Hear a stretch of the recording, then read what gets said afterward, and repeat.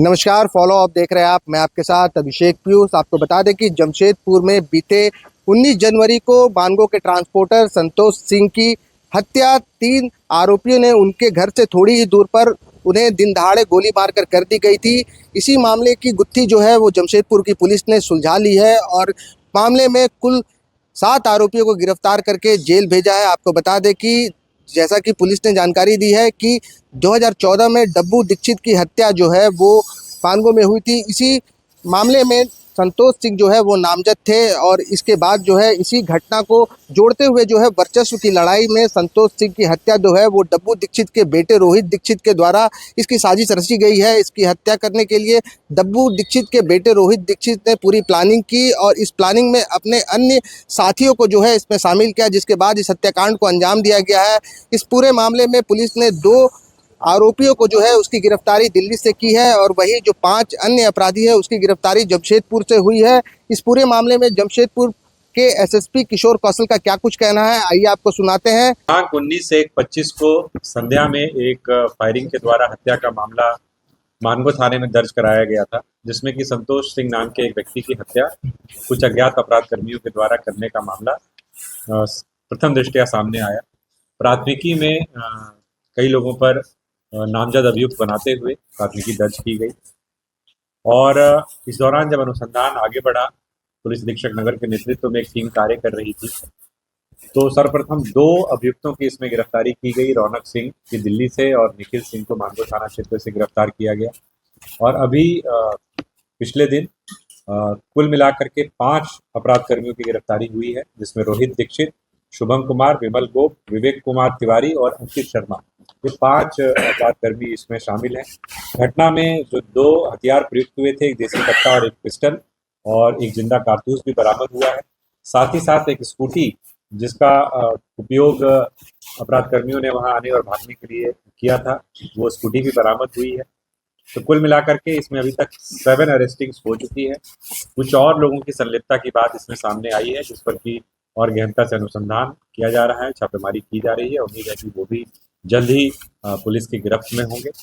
अगर इस पूरे मामले के कारण की बात करें तो बेसिकली 2014 में जो मुख्य अभियुक्त है रोहित दीक्षित, इसके पिता की हत्या हुई थी, जिसमें कि जो मृतक है वो भी उसमें नामजद अभियुक्त था। उसको उस समय न्यायिक हिरासत में भी भेजा गया था। तो प्रतिशोध की भावना में कहीं ना कहीं आकर के इसने अपने जो सह अपराध कर्मी है उनके साथ एक तरीके से प्लानिंग की और प्लानिंग करने के बाद इस पूरी घटना को अंजाम दिया। इसमें एक व्यक्ति जो अभी तक जो सामने बात आई है, शुभम कुमार, जो ओलीडी का रहने वाला है, इसका कुछ आपराधिक इतिहास रहा है, लेकिन वो मामले चोरी और उस तरीके के हैं। बाकी अभी अनुसंधान जारी। हथियार देखिए बेसिकली रोहित दीक्षित ही लेकर के आया था और इसको जो हथियार और जो वित्तीय सहायता उपलब्ध कराने वाले लोग हैं उस पर कुछ अरेस्टिंग्स हो चुकी है, जिसमें कि रौनक सिंह और निखिल सिंह। बेसिकली रौनक सिंह की जो गिरफ्तारी दिल्ली से हुई और निखिल सिंह जिसकी मानगो से गिरफ्तारी भी पहले ही हमने 27 तारीख को भेजे थे इन लोगों को।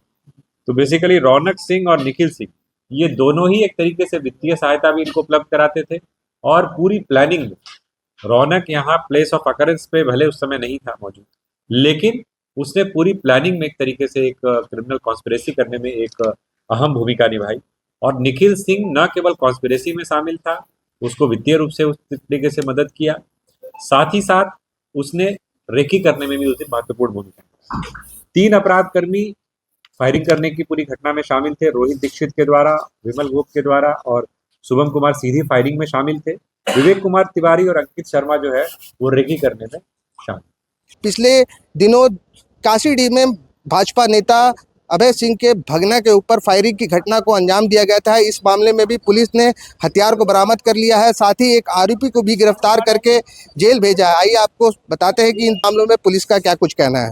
25/1/25 को एक झगड़े का मामला दर्ज कराया गया, जिसमें यह आरोप भी लगाया गया कि जो अभियुक्त है उसके द्वारा हथियार भी दिखाने का प्रयास किया गया और हथियार के बल पर डराने और धमकाने का प्रयास किया गया। इसको लेकर के प्राथमिकी दर्ज की गई और जब छापामारी की गई तो उस अभियुक्त की गिरफ्तारी भी की गई है और उसके पास से एक हथियार, एक पिस्टल और एक मिसफायर गोली भी बरामद हुई है। पिछले कुछ समय से लगातार इन दोनों ही पक्षों में झगड़े के एक दूसरे के ऊपर आरोप लगाया जाता रहा है और उन मामलों में भी कार्रवाई की गई थी।